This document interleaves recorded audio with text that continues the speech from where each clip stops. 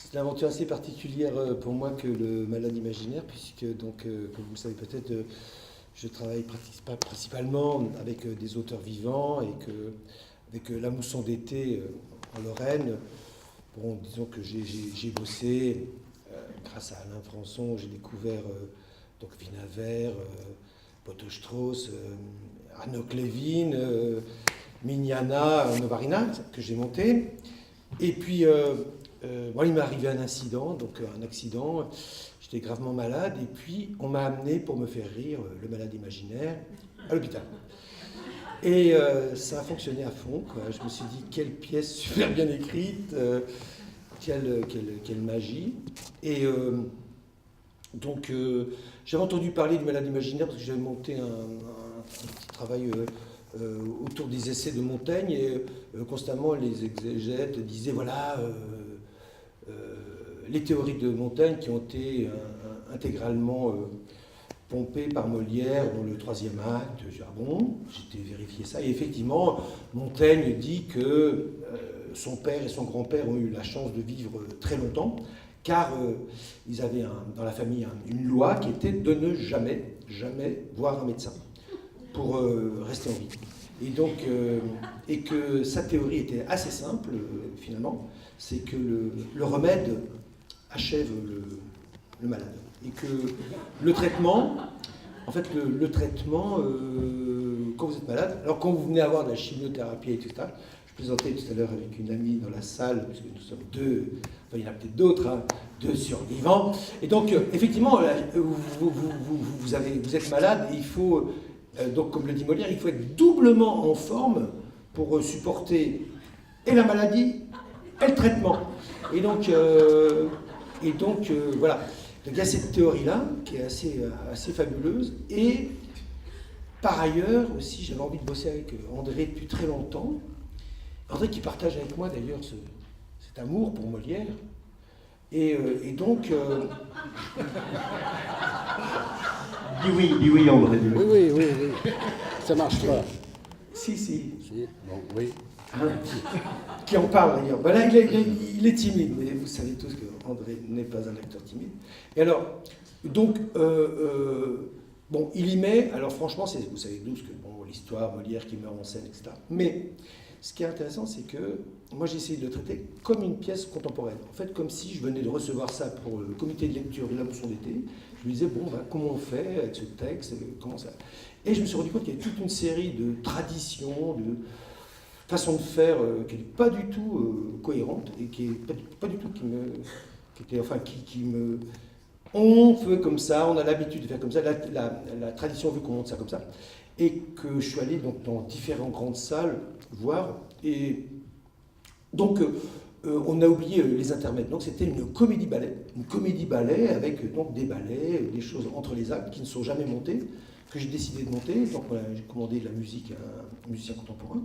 Et par ailleurs, bon, parce que par exemple, il y a les Égyptiennes. Donc, à un moment donné, entre l'acte 2 et l'acte 3, on dit écoutez, pour vous divertir, j'ai amené des Égyptiennes qui font des danses, mêlées de chansons, etc. Rideau, on ouvre le rideau. Alors, ça vous a plu? Ah oui, c'était super, merci, bravo. Mais en fait, on n'a pas vu les Égyptiennes.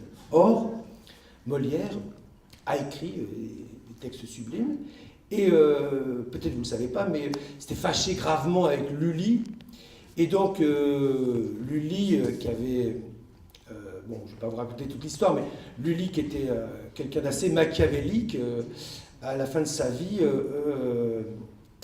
avait racheté le privilège royal à un type qui avait créé le premier opéra français, qui s'appelait Pomone. Ce type avait fait faillite, et donc était en tôle. Et pour sortir de tôle, Lully lui a donné l'argent nécessaire pour sortir de tôle, en lui donnant son exclusivité royale de l'opéra. Donc, Lully avait l'exclusivité française de l'opéra, et personne d'autre que lui avait le droit de mettre plus que 2 violons et 4 chanteurs sur scène. Donc Molière a dû réécrire et donc faire appel à Charpentier qui écrivait plutôt de la musique sacrée.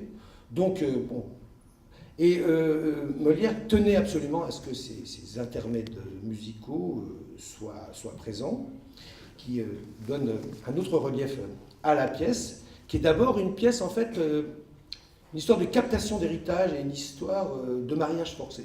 Il y a toute l'histoire du malade qu'on connaît, mais principalement, c'est une pièce extrêmement, qui m'a paru totalement révolutionnaire, dans le sens où directement on parle du corps et de l'argent. Voilà. Qu'est-ce qu'il y a de plus moderne, hein? Quand on ouvre la télé, on ne vous parle que de corps, de sport et d'argent. On ne parle que de ça. Et en fait, le corps et l'argent est, à mon sens, chose extrêmement moderne. Mais par contre, il y met tout son art, et donc le type, il est radin, il veut bien qu'on le soigne, mais il ne veut pas payer beaucoup. Et son idée principale, c'est de se mettre dans sa famille des gens, des médecins, pour avoir gratos, finalement, les ordonnances, et avoir un médecin, un gendre dans la famille, et comme ça, il ne risque pas de mourir, puisque son gendre est médecin, pense-t-il. Voilà. Et donc, c'est là que, en bossant avec André, je me suis rendu compte de son amour incroyable pour Molière. Tu dis même que Shakespeare, il arrive presque à la chaussette. Oui, mais enfin, on ne va pas rentrer dans... Là, enfin, tu as c'est tout pour te dit, lancer. Oui, non, mais me lancer, je ne sais pas où. Non, moi, il a tout dit, Michel, je ne sais pas quoi rajouter, je ne sais pas pourquoi, d'ailleurs, tu m'as demandé de venir. Enfin, comment ne pas aimer Molière, enfin, c'est bon. Et puis, moi, ce que je trouve dans cette pièce, qui est la somme un peu de toutes ces pièces, il nous représente toutes les figures qui ont traversé son théâtre, mais la façon dont il les présente, cette fois-ci, cette ultime fois, est remarquable. C'est que je trouve que là, il est comme architecte, comme constructeur de pièces, d'une élégance, c'est là où il est le plus artiste, en quelque sorte, Molière, dans cette pièce. Les entrées de ces personnages est quelque chose qui me stupéfie à chaque fois, comment chacun des personnages rentre, c'est quasi miraculeux, avec une réplique, avec une interjection, avec très peu de choses, les personnages rentrent, c'est absolument... Il nous les présente un peu comme si c'était des marionnettes dans le sens fort du terme, comme Kleist parle des marionnettes plus fortes que les danseurs eux-mêmes. Et il y a quelque chose d'éblouissant dans son art, si élégant, si léger et si profond en même temps. Et il y a, je n'en dirai pas plus parce qu'on ne peut pas la faire trop long, et il y a dans cette pièce ce chef-d'œuvre, un chef-d'œuvre dans le chef-d'œuvre, c'est la scène de Louison et de Argan, la fille et le père, où en 50 répliques, il écrit une des plus belles scènes du monde, enfin qui ait jamais été écrite au théâtre. C'est stupéfiant comment cette construction en si peu de temps, ce qu'il arrive à faire, le drame qu'il arrive à consumer dans cette petite scène. Voilà. Et dernière chose, puis on a fini. Je t'en prie. Je suis frappé aussi par le fait qu'il a installé ce fauteuil. Il indique bien, il veut ce fauteuil tous les 3 actes, au milieu. C'est dit. Et je me dis, il devait penser au roi qui était en face, lui aussi dans son fauteuil. Lui dans son fauteuil de misère, de souffrance, de vitupération, et en face du roi qui n'a pas vu la représentation avec Molière, mais qui l'a vu après, dans son fauteuil de gloire. Donc il y a un vis-à-vis étrange que je pense que Molière y a pensé. En tout cas, on ne peut pas ne pas y penser. Voilà. Et il faut... Alors, dernière chose pour rendre... Michel a fait une mise en scène remarquable, et surtout, il n'a pas éludé cette scène de Louison où souvent... elle est soit coupée, soit c'est Angélique, la fille qui joue la grande fille, qui joue la petite fille. Et ça coûte cher de faire jouer un enfant, parce que, non mais c'est vrai, elle peut jouer que 2 fois, il faut que les parents soient là, il faut des assistantes pour les faire travailler en amont, etc. C'est la scène la plus chère de la représentation, et Michel, comme directeur de théâtre et comme metteur en scène, n'a pas éludé le problème, et alors ici, grâce à Jean, donc grâce à Jean, on a décidé de travailler avec des petites filles des lycées, des collèges, pardon, des écoles environnantes. Donc on a fait des auditions, là, on a auditionné une centaine de petites filles, et puis on a choisi 12 exactement. 12 petites filles qui vont donc alterner, puisque la loi oblige à ce que les petites filles ne jouent que 2 fois par semaine. Ce sont des petites filles qui sont en CE1, tu vois. Et donc, ce qui est assez fabuleux, comme le dit André, c'est que la petite fille lui apprend énormément. Et que donc on sera en compagnie donc, de Nora Krief, de Agnès Sourdillon, de Jean-Marie Frein, de Jean-Claude Durand.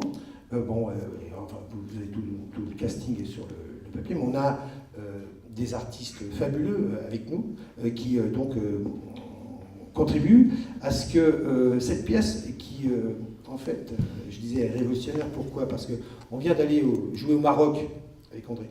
Et là, il y avait des jeunes femmes voilées qui, bord de scène après, et qui étaient stupéfaites de la modernité et de la position des femmes, des jeunes filles qui refusent l'autorité du père et qui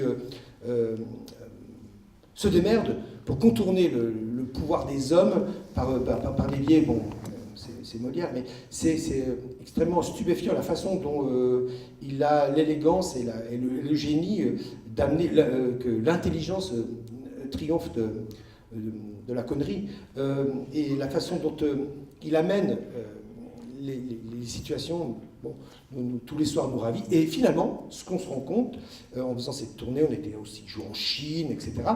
Et en fait, on se rend compte que tous les soirs, la représentation est différente, parce que c'est vous qui créez le sens quelque part, et que l'écoute, votre écoute, et la façon dont vous percevrez l'œuvre, nous la rendra chaque jour présente et chaque jour actuelle. Merci. Merci.